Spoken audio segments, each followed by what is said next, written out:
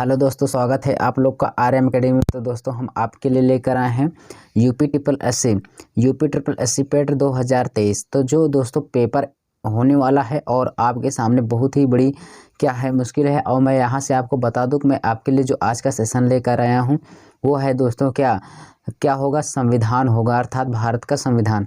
तो यहाँ से हम समझने वाले हैं। तो ये जो दोस्तों हम आपको बुक कंप्लीट कराने जा रहे हैं ये अंकित भाटी सर की है, ठीक है ना। तो अंकित भाटी सर की जो ये बुक है दोस्तों, इसमें हम पूरा डिस्क्रिप्शन वाला ना करा के हम आपको ऑब्जेक्टिव वाला क्वेश्चन करा रहे हैं, जिससे आपको वहाँ पे जो ज़्यादा बार पूछा गया वो क्वेश्चन का आपको पैटर्न मिल सके और वहाँ से आप अच्छे सॉल्व कर सकें।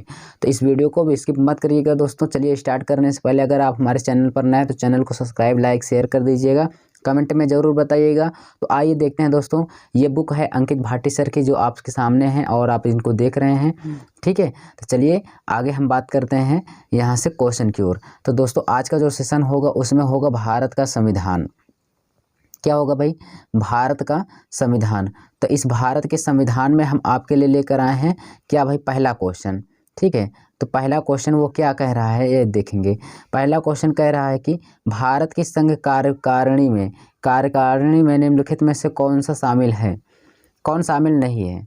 तो संघ कार्यकारिणी में कौन शामिल नहीं है? तो यहाँ पे जो राज्य के मुख्यमंत्री हैं ना, यही नहीं शामिल होते भाई। तो प्रधानमंत्री, राष्ट्रपति, उपराष्ट्रपति ये सब होते हैं, जबकि डी ऑप्शन यहाँ पे करेक्ट हो जाएगा। नेक्स्ट क्वेश्चन है, निम्नलिखित में से कौन सा अनुच्छेद भारतीय संविधान में सर्वोच्च न्यायालय की स्थापना और गठन के बारे में। तो देखिए अध्यादेश जारी होता है 123 में और सर्वोच्च न्यायालय जो है कि उसकी स्थापना अनुच्छेद 124 में करते हैं। 2 का डी हो जाएगा, ठीक है ना। अनुच्छेद 123 में राष्ट्रपति अध्यादेश जारी करता है, जबकि 124 में सर्वोच्च न्यायालय की स्थापना है और गठन के बारे में कहा गया है। नेक्स्ट देखते हैं, के पास मौलिक अधिकारों को लागू करने की शक्ति है। तो मौलिक अधिकारों को लागू करने की शक्ति किसके पास है भाई? ए ऑप्शन है, बी है, सी है, डी है, तीनों ऑप्शन है। यहाँ से मैं आपको बता दूं सर्वोच्च न्यायालय और उच्च न्यायालय दोनों ये मौलिक अधिकार को दोनों ही लागू कर सकते हैं और उनके संरक्षक भी हैं। आगे देखेंगे, कह रहा 4 नंबर, कह रहा भारत में राष्ट्रीय मानवाधिकार आयोग निम्नलिखित में से किस मंत्रालय के अधीन है? राष्ट्रीय मानवाधिकार, तो ये दोस्तों यहाँ से देखेंगे अगर यहाँ से हम लोग तो ये हो जाएगा गृह मंत्रालय के, किसके? ए ऑप्शन करेक्ट हो जाएगा। नेक्स्ट क्वेश्चन देखते हैं, निम्नलिखित में से किसी केंद्र शासित प्रदेश में उच्च न्यायालय स्थापित करने का अधिकार। किसी केंद्र शासित में प्रदेश में उच्च न्यायालय स्थापना करने का अधिकार है तो वो तो होगा या तो राष्ट्रपति के पास, या तो फिर संसद के पास, या तो फिर किसी के पास नहीं होगा। तो यहाँ से दोस्तों यहाँ से हो जाएगा संसद। तो यहाँ पे संसद, बी ऑप्शन करेक्ट है। नेक्स्ट क्वेश्चन क्या है, कह रहा है कि कौन सा अनुच्छेद ऐसा अल्पसंख्यकों के हितों का संरक्षण करता है। तो अल्पसंख्यकों के हितों का संरक्षण कौन करता है भाई? अनुच्छेद 29 करता है। कौन सा करता है? अनुच्छेद 29। तो यहाँ से अगर देखेंगे तो डी ऑप्शन करेक्ट हो जाएगा भाई, ठीक है। 6 का डी ऑप्शन। कह रहा कि 12वां संविधान संशोधन के माध्यम से संविधान में कौन सा नीति निर्देशक तत्व जोड़ा गया था। तो यहाँ पे कौन सा नीति निर्देशक तत्व में जोड़ा गया था? हाँ, तो ये सब बात है, अच्छी क्वेश्चन है, सब इसको सॉल्व करिए। यहाँ पे देखिए समान न्याय और निःशुल्क विधि सहायता, अनुच्छेद 12वें संविधान संशोधन द्वारा यही शब्द को जोड़ा गया था नीति निर्देशक तत्व में, और सब पहले से शामिल थे, ठीक। बी ऑप्शन करेक्ट हो जाएगा। 8 नंबर देखते हैं भाई। 8 नंबर में कह रहा है कौन से मौलिक कर्तव्य हैं। तो मौलिक कर्तव्य क्या हैं भाई? सार्वजनिक मौलिक कर्तव्य है सार्वजनिक संपत्ति की सुरक्षा करना, ये भी सही है, सब सही है यार। इसमें डी ऑप्शन करेक्ट होगा, ठीक है ना। 8 नंबर का कौन सा हो जाएगा? डी ऑप्शन, क्योंकि सभी चीज़ों का हमें सुरक्षा करना चाहिए। अगला क्वेश्चन जो है दोस्तों यहाँ से देखेंगे, अनुच्छेद 245 के अनुसार संसद का कार्य है। संसद का क्या कार्य है भाई 245 के अंतर्गत? यह है कानून बनाना। तो संसद कानून बनाती है किस में? अनुच्छेद 245 में। नेक्स्ट क्वेश्चन देखेंगे, तो कह रहा सरकारिया आयोग निम्नलिखित में से किससे संबंधित है। तो सरकारिया आयोग जो है ना दोस्तों, बताओ किससे संबंधित है? बैंक राज्यों में संबंध की चुनाव के सुधार में। यहाँ से जो आप आंसर हो जाएगा केंद्र और राज्य के संबंध में। सरकारीय आयोग केंद्र और राज्य के संबंध में ये संबंधित है। भारतीय संविधान के लिए राज्य के नीति निर्देशक तत्व निम्नलिखित में से किस नीति निर्देशक तत्व जो है दोस्तों यहाँ से कहाँ से लिया गया है? 11 का आपका हो जाएगा सी, आयरलैंड से। नीति निर्देशक तत्व कहाँ से लिया गया है दोस्तों? आयरलैंड से लिया गया है। नेक्स्ट क्वेश्चन देखते हैं। चैनल को दोस्तों सब्सक्राइब, लाइक, शेयर जरूर करिएगा। और दोस्तों आप लोग कमेंट नहीं करते हैं, ये सबसे ख़राब बात है, ठीक है। कमेंट में हमें बताइए वीडियो आपको कैसे लग रहा है। भारतीय संविधान के अनुच्छेद 19 में कौन सा अधिकार शामिल है? तो ये अनुच्छेद 19 में कौन सा? प्रेस की स्वतंत्रता है, धर्म की स्वतंत्रता नहीं है यार, शोषण के विरुद्ध अधिकार नहीं है, संवैधानिक उपचार नहीं है। बी ऑप्शन करेक्ट हो जाएगा। कौन सा होगा? बी ऑप्शन आपका राइट हो जाएगा, ठीक है। नेक्स्ट क्वेश्चन देखते हैं। कह रहा संसदीय प्रणाली में कार्यपालिका किसके प्रति उत्तरदायी होती है? तो कार्यपालिका जो है दोस्तों ना वो होती है किसके प्रति उत्तरदायी है भाई? तो ये हो जाएगी किसके? तो न्यायपालिका की विधानमंडल। जो कार्यपालिका है वो किसके प्रति उत्तरदायी है? तो ये हो जाएगा आपका विधानमंडल के प्रति उत्तरदायी है, ठीक है। नेक्स्ट क्वेश्चन है निम्नलिखित में से कौन सी भारतीय संविधान की मुख्य विशेषता नहीं है? मुख्य विशेषता क्या नहीं है? लिखित है और सब विस्तृत है, ये बात सही है। यहाँ पे क्या द्विस्तरीय सरकार है, एकल नागरिकता ये भी है, सार्वभौमिक वयस्क मताधिकार ये भी है दोस्तों। यहाँ पे द्विस्तरीय सरकार कह रहा है। बोलो 14 का बी, यही आपका विशेषता नहीं है, ठीक है ना। 14 का बी ऑप्शन करेक्ट हो जाएगा, ठीक। नेक्स्ट क्वेश्चन देखते हैं। अगला क्वेश्चन जो है, भारत की पंचायती राज व्यवस्था में कितने स्तर हैं? तो 3 स्तर हैं यार। पंचायती राज व्यवस्था में 3 स्तर हैं, ठीक है ना। हाँ, तो यहाँ से हो जाएगा 15 का बी ऑप्शन। समझ में आ रहा है? नेक्स्ट क्वेश्चन देखते हैं। वे आदर्श हैं जिन्हें राज्य के नीतियों को निर्माण करने में समान ध्यान रखते हैं। तो राज्य का नीति निर्देशक तत्व होगा, ये सबको पता होगा, इसलिए इसको देखिए क्या पढ़ें। आप देखिए अब जो इम्पोर्टेंट है ज़्यादा बार पूछता है उसको हम करा दे रहे हैं, ठीक है। और जो कम इम्पोर्टेंट है उसको मैं नहीं करा रहा हूँ, ठीक। तो चलिए अगला क्वेश्चन देखते हैं। कह रहा निम्नलिखित में से कौन सा मौलिक कर्तव्य? तो मौलिक कर्तव्यों का मतलब मौलिक अधिकार नहीं, मौलिक कर्तव्यों हैं। कुछ लोग मौलिक पाए तो अधिकार में बोल देते हैं, जबकि ये गलत बात है, ठीक भाई। गलत हो जाएगा, 1 नंबर कट जाएगा, तो गलत नहीं करने का। आइए मैं आपको बता दूं कि मौलिक कर्तव्यों का उल्लेख अनुच्छेद भाग 4 के का में है। ए ऑप्शन करेक्ट हो जाएगा। Next question. भारतीय संविधान का अनुच्छेद 343 राजभाषा से संघ की राजभाषा, बी ऑप्शन करेक्ट हो जाएगा, ठीक ना। 18 का क्या हो जाएगा? बी हो जाएगा। नेक्स्ट क्वेश्चन बात करें, धन विधेयक को परिभाषित करता है। तो धन विधेयक को परिभाषित करता है अनुच्छेद किसमें? 110 में, 11 में, 12 में, कि इनमें से कोई नहीं। धन विधेयक को परिभाषित करता है किसमें? 110 में परिभाषित करता है, ठीक है। नेक्स्ट क्वेश्चन देखते हैं। कौन से सर्वोच्च न्यायालय के न्यायाधीश की सेवानिवृत्ति के सही आयु है? सही आयु सर्वोच्च न्यायालय कहा है तो ये 65 वर्ष। सर्वोच्च न्यायालय के जो व्यक्ति हैं उनकी आयु 65 वर्ष हो जाएगी, तो वो क्या हो जाएंगे? सेवानिवृत्त हो जाएंगे, छुट्टी पर ले लेंगे, ठीक है। अगला, भारत के संविधान में जन स्वास्थ्य एवं स्वच्छता किसमें शामिल है? जन स्वास्थ्य और स्वच्छता किसमें शामिल है? बताओ, यहाँ पे आपको देना है, ठीक है। जन स्वास्थ्य और स्वच्छता, ये था जो क्वेश्चन था, वो आपसे पूछ रहा है किसमें शामिल है, बोलिए। तो यहाँ से मैं आपको बता दूँ, यहाँ से आपका आंसर हो जाएगा राज्य सूची में, ठीक। ए ऑप्शन क्लियर है। 22 में देखेंगे, भारत में पंचायती राज व्यवस्था इसके अंतर्गत रहती थी। तो पंचायती राज व्यवस्था जो आया था भाई, वो राज्य के नीति निर्देशक तत्व में अनुच्छेद 40 में है। किसमें है? अनुच्छेद 40 में। सी ऑप्शन करेक्ट हो जाएगा। आगे अगर हम बात करें, शिक्षा का अधिकार। शिक्षा का अधिकार एक मौलिक अधिकार है, अनुच्छेद 21A में है। 66वां संविधान संशोधन हुआ था, ठीक है। तो यहाँ से अगर कहें तो ये अनुच्छेद किसमें है? 21 का ए में शिक्षा का अधिकार जो संशोधित या संबंधित है। तो 23 नंबर का फर्स्ट ऑप्शन क्लियर हो जाएगा। नेक्स्ट क्वेश्चन बात करें, संविधान में से किसने संविधान सभा में उद्देश्य प्रस्ताव रखा? संविधान सभा में उद्देश्य का जो प्रस्ताव रखा था ना, ये रखा था जवाहरलाल नेहरू ने रखा था। किसने रखा था भाई? इनका काम ही था यही। जवाहरलाल नेहरू ने रखे थे। आगे नेक्स्ट क्वेश्चन देखते हैं हम लोग यहाँ पे, भारतीय संविधान किस अनुच्छेद में अल्पसंख्यकों के हितों के निहित है? अनुच्छेद 21 में, अनुच्छेद 29 में ये क्या है? अल्पसंख्यकों के लिए निहित है। ठीक है, चलिए आगे बात करते हैं। भारत के संविधान में इनमें से क्या राज्य सूची में सम्मिलित नहीं है? भारत के संविधान में इनमें से क्या राज्य सूची में सम्मिलित नहीं है? तो राज्य सूची में जो है दोस्तों ना, यहाँ पे राज्य सूची में पुलिस है, जेल तो है ही, मान लेते, कानून और व्यवस्था ये भी है, दंड प्रक्रिया संहिता। तो यहाँ पे आपका जो आंसर होगा ना, मैं आपको बता दूं, डी ऑप्शन हो जाएगा, दंड प्रक्रिया संहिता। ये सब नहीं दे सकते दंड।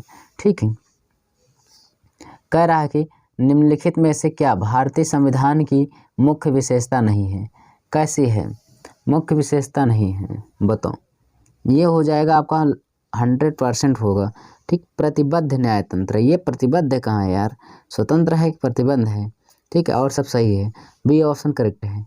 नेक्स्ट क्वेश्चन, निम्नलिखित में से क्या भारतीय नागरिकों को आर्थिक न्याय प्रदान करता है? तो मौलिक अधिकार है, आर्थिक न्याय भी प्रदान करता है।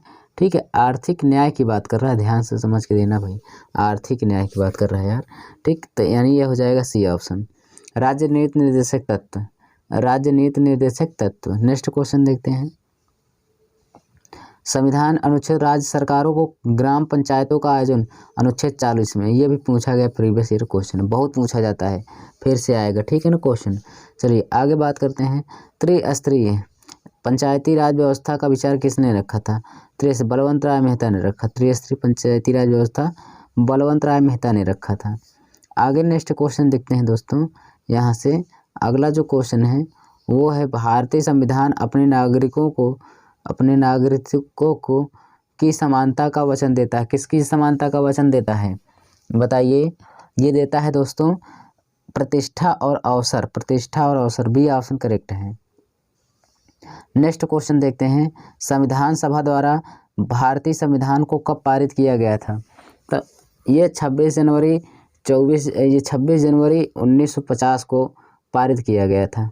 ठीक है ना, अच्छा पारित किया गया था, ठीक है ना, पारित करने की बात कर रहा है। तो ये हो जाएगा दोस्तों, इसको पारित कर दिया गया था 26 नवंबर 1949 को, 26 नवंबर 1949 को। ठीक है, ये पारित कर दिया गया था। ठीक, 26 नवंबर 1949 को। कह रहा है कि 1916 की अंतरिम सरकार की में कार्यकारी परिषद के अध्यक्ष कौन थे? तो 1916 नहीं भाई, 1946 है। ठीक ना, 1946 के अंतरिम सरकार में कार्यकारी परिषद के अध्यक्ष कौन थे? तो मैं यहाँ से बता दूं आपको, यहाँ का जो आंसर होने वाला है वो होगा जवाहरलाल नेहरू कार्यकारी अध्यक्ष थे। अगला क्वेश्चन देखते हैं, क्या है? कह रहा है कि भारतीय संविधान में कितने शब्दों का बना है? भारत का संविधान जो है कितने शब्दों में बना है दोस्तों? तो ये बना है, जानते हैं, यहाँ पे 1 लाख, सी ऑप्शन करेक्ट है, 1,17,369, 1,17,369 शब्दों में मिलकर बना है।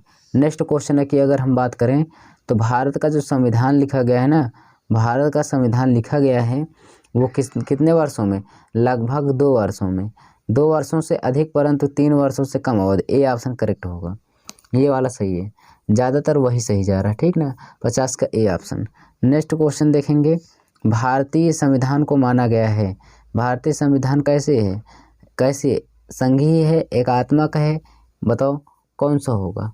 जहाँ मैं आपको बता दूं, इसका रूप जो है विधान में संघीय है और भावना में एकात्मक है। ठीक है ना, विधान की अगर हम बात करेंगे तो ये संघीय है, पर भावना में कैसा है? एकात्मक है। डी ऑप्शन करेक्ट है। नेक्स्ट क्वेश्चन 52 नंबर में क्या कह रहा है भाई? 52 नंबर में कह रहा है कि कह रहा है कि निम्नलिखित में से कौन सा भारतीय संविधान की एक महत्वपूर्ण विशेषता नहीं है? तो इसमें कौन सी एक विशेषता नहीं है यार? तो पढ़िए इसमें सबको। तो यहाँ पे अच्छा, चलिए मैं बता दे रहा हूँ, डी ऑप्शन नहीं है। इसे राज्य के राज्यपाल, संसदों और विधायकों के परामर्श से संबंधित है, संशोधित है, यही आपका सही हो जाएगा। नेक्स्ट क्वेश्चन देखते हैं, कह रहा है भारत में पंचायती राज स्थापित करने वाले प्रथम 2 राज्य कौन है? राजस्थान के नागौर जिले और आंध्र प्रदेश। तो ये सी ऑप्शन आपका करेक्ट हो जाएगा। ये सब पहले जिले थे जिन्होंने क्या किया था, पंचायती राज को स्थापित किया था भाई, ठीक है, सी ऑप्शन करेक्ट है। पंचायती राज व्यवस्था पहली बार 2 अक्टूबर 1959 को हुआ था, और किस ज़िले में, राजस्थान के नागौर ज़िले में, ठीक है, पेश किया गया था। तो ये मैं आपको दिखा दे रहा हूँ, ये किसने पेश किया था, राजस्थान के नागौर ज़िले में, मैंने बताया ना, राजस्थान के नागौर ज़िले में। नेक्स्ट क्वेश्चन की अगर हम बात करें यहाँ पे, मैं आपको बताऊँ किस राज्य में पंचायती राज प्रणाली नहीं है, तो नागालैंड में नहीं होगा। किस राज्य में, नागालैंड में, आपको बता दूँ ये शायद नहीं है। हाँ, एकदम सही है कि नागालैंड में पंचायती राज प्रणाली नहीं है भाई, ठीक ना, और सब सही है। अगला क्वेश्चन अगर मैं बात करूं, भारत में पंचायती राज की त्रिस्तरीय व्यवस्था कर का अनुमोदन किस समिति के द्वारा किया गया था, तो ये किया गया था बलवंत राय मेहता के द्वारा। किसके द्वारा भाई, बलवंत राय मेहता के द्वारा। 56 का ए ऑप्शन करेक्ट हो जाएगा। आगे बात करें यहाँ पे 57 नंबर, किस समिति ने त्रिस्तरीय प्रणाली में को अनुशंसा की, किस समिति ने त्रिस्तरीय प्रणाली की, जो पंचायत प्रणाली की अनुशंसा की है, किसने किया था, बलवंत राय मेहता ने किया था। 57 का डी हो जाएगा। नेक्स्ट क्वेश्चन, किसी ग्राम पंचायत द्वारा उप प्रधान को पद से हटाने के लिए कम से कम कितने पंचायत सदस्यों का समर्थन आवश्यक है, बिल्कुल सही, 2/3। हटाने के लिए 2/3 समर्थकों की ज़रूरत है।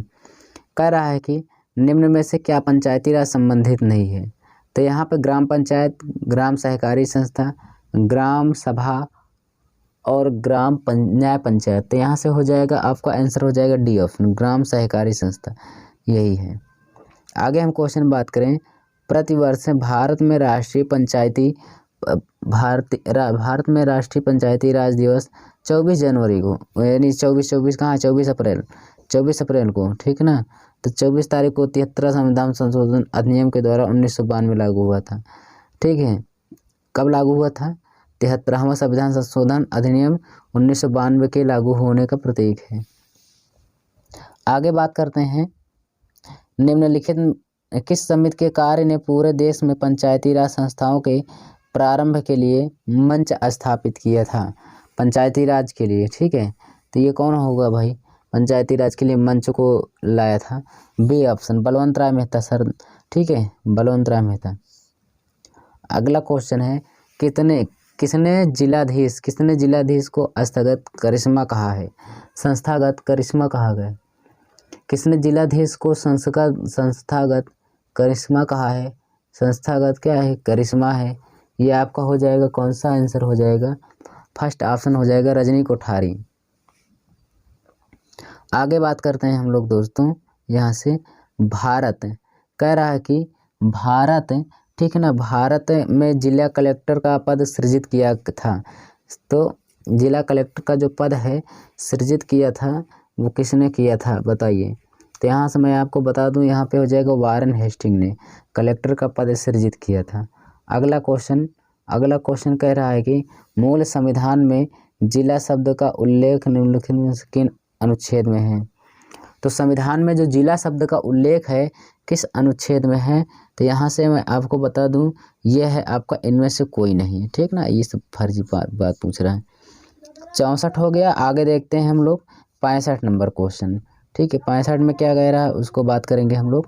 चलिए, कह रहा पंचायती राज व्यवस्था के तहत ग्राम सभा के सदस्य कौन होते हैं, गाँव के जो सदस्य होते हैं वो कौन होते हैं, तो मैं आपको बता दूँ, यहाँ पे सी ऑप्शन करेक्ट हो जाएगा, पंचायत क्षेत्र में मतदाता के रूप में पंजीकृत सभी वयस्क सदस्य, ठीक है। आगे मैं बात करूं, भारत के उच्चतम न्यायालय की प्रथम महिला न्यायाधीश कौन थी, भारत के उच्चतम न्यायालय की प्रथम महिला न्यायाधीश, ठीक है, प्रथम महिला न्यायाधीश कौन थी, तो ये थी कौन, फातिमा बीबी। उच्चतम न्यायालय की पहली कौन थी, फातिमा बीबी थी। तो यहाँ पे आपका जो आंसर हो जाएगा 66 का बी ऑप्शन हो जाएगा। कह रहा निम्नलिखित में से किस भारत के 43वें मुख्य न्यायाधीश के रूप में शपथ ग्रहण की थी, 73वें मुख्य न्यायाधीश कौन थे, ये सब क्वेश्चन पूछ सकता है, ठीक भाई, पूछ सकता है, बिल्कुल पूछ सकता है। यहाँ पे फर्स्ट ऑप्शन है जस्टिन टी.एस. ठाकुर। आगे देखेंगे, नवसृजित उच्च न्यायालय है, ये हो जाएगा बी, मेघालय, मणिपुर, त्रिपुरा। मेघालय, मणिपुर, त्रिपुरा। विश्व की विशालतम सामयिक कह रहा है बिजली की विशालतम न्यायिक प्राधिकरण है, तो ये कौन सा हो जाएगा बताओ? ये हो जाएगा आपका B option, Allahabad high court. आगे हम बात करें पटवारियों लेखपालों के कार्य की देखभाल निम्नलिखित में से कौन करता है?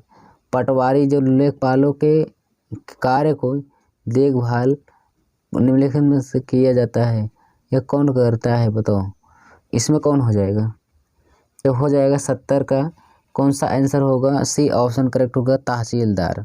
ठीक है, आगे बात करते हैं।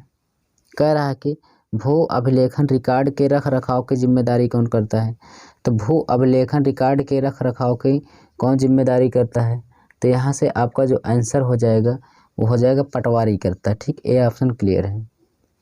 आगे बात करते हैं भाई, कोई व्यक्ति जिला जज के न्यायालय द्वारा दिए गए फैसले से असंतुष्ट हुआ है, तो अपील प्रणाली के अनुसार वह निम्नलिखित न्यायालयों में से किस में अपील कर सकता है? यार उच्चतम न्यायालय में तो कर सकता है ना, बोलो। उच्च न्यायालय में, हाँ उच्च न्यायालय में, क्योंकि जिला की बात हो रही। तो यहाँ पे आपका आंसर हो जाएगा बी ऑप्शन करेक्ट है। जिला प्रशासन का मुखिया होता है, तो जिला प्रशासन का जो मुखिया होता है वो कौन होता है? डीएम होता है। सी ऑप्शन करेक्ट है। आगे अगर हम बात करें तो यहाँ पे जिलाधिकारी होता है। जिलाधिकारी होता है, क्या होता है भाई? जिलाधिकारी होता है भारतीय प्रशासकीय अधिकारी IAS, जिलाधिकारी होता है। आगे हम बात करेंगे नेक्स्ट क्वेश्चन पे। ठीक है,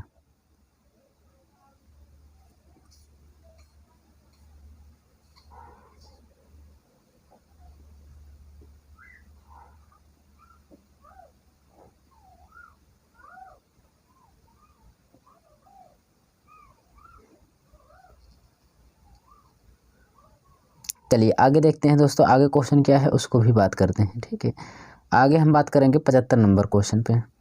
75 नंबर में क्या है? भारतीय संविधान के अनुसार निम्न में से किसे यहाँ पे थोड़ा सा दिखाई नहीं दे रहा है, शक्तियाँ प्रदान की गई हैं, अवशिष्ट शक्तियाँ। ठीक है, अवशिष्ट शक्तियाँ प्रदान की गई है। किसे अवशिष्ट शक्तियाँ प्रदान की गई है? तो यहाँ पे हो जाएगा केंद्र को अवशिष्ट शक्तियाँ प्रदान की गई है। भारत में अमेरिका को राजनीतिक व्यवस्थाओं के बीच निम्नलिखित में से कौन सी एक विशेषता समान है? तो बताओ, इसमें बताना है भारत और अमेरिका के बीच कौन एक अवशिष्ट शक्तियाँ समान। पॉकेट वेटो पावर, ये भी बात सही है। तो यहाँ से बताओ कौन सा हो जाएगा? तो यहाँ से फर्स्ट हो ही सही होगा, 3 पॉकेट वेटो। ठीक है, ये की शक्ति है, ये ऑप्शन क्लियर है। नेक्स्ट क्वेश्चन कह रहा है कि भारतीय संविधान के अनुच्छेद 243 में अधीन गठित ग्रामीण क्षेत्रों के लिए स्व सरकार की संस्था क्या है? तो 243 क्या है भाई? ग्राम पंचायत है। 243 ग्राम पंचायत है, बी ऑप्शन करेक्ट हो जाएगा। नेक्स्ट क्वेश्चन देखते हैं। ग्राम पंचायत तंत्र के 3 स्तर हैं, तो ब्लॉक स्तर पर कौन होता है? ब्लॉक स्तर पर कौन होता है भाई?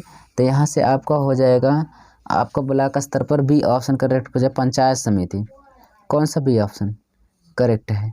आगे अगर मैं बात करूं तो भारतीय संविधान में पंचायती राज प्रणाली को वर्ष संशोधन में औपचारिक रूप दिया गया था। तो पंचायती राज को कब दिया गया था भाई? ये दिया गया था 73वें संविधान संशोधन 1992 में।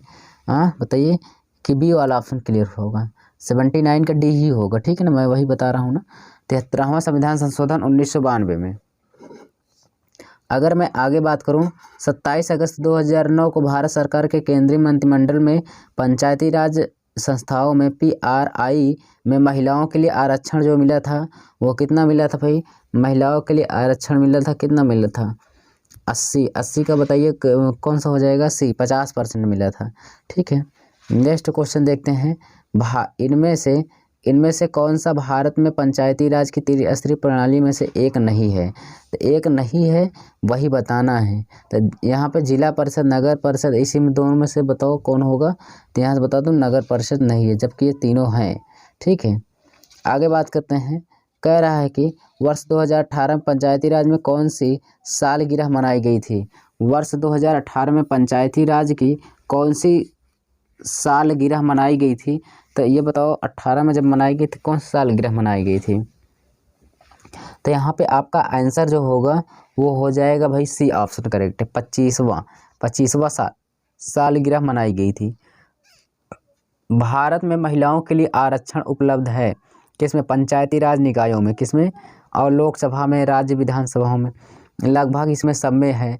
तो सब में दिया गया है। तो यहाँ पे आपका कह रहा है भारत में महिलाओं के लिए आरक्षण, अच्छा आरक्षण की बात कर, तो ये पंचायती राज निकायों में है। ठीक, सी ही सही होगा। नेक्स्ट क्वेश्चन देखते हैं।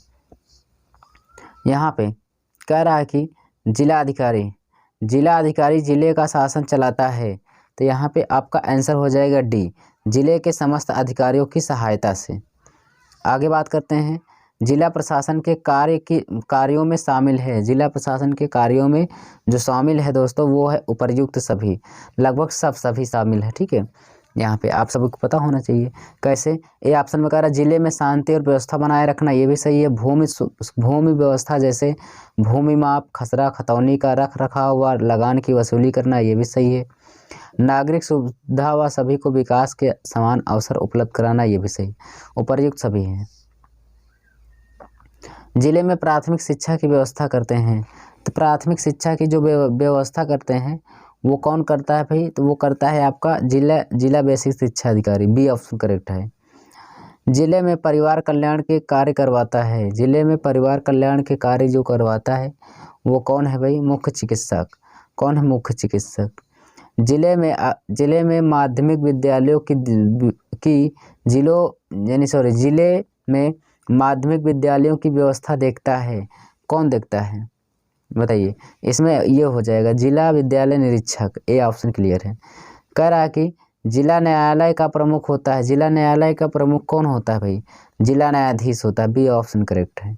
कह रहा है कि भारत में जिला प्रशासन की व्यवस्था में कलेक्टर का पद किस वर्ष सृजित किया गया था। तो 1972 में। कलेक्टर का पद कब किया गया था बताइए, यहाँ पे 1772 होगा कि और कहीं होगा। तो यहाँ से मैं आपको बता दूँ यहाँ पे सी ही होगा। ठीक है, 1772 में। नेक्स्ट क्वेश्चन कह रहा है कि जिला स्तर पर राज्य सरकार की आँख कान और भावों का कार्य करता है। ये कौन करता है, यहाँ से ये करता है बी, जिला अधिकारी। आगे देखते हैं दोस्तों नेक्स्ट क्वेश्चन क्या है। क्या संविधान के अंतर्गत भारतीय संघ के राज्य विदेशी ऋण में लेने की शक्ति है। राज्य विदेशी ऋण लेने की शक्ति किसमें है कि नहीं है, यही आपको बताना है। तो ये बता दूं मैं, ये बी नहीं है। ठीक है, आगे सरकारी आयोग का मुख्य उद्देश्य क्या है।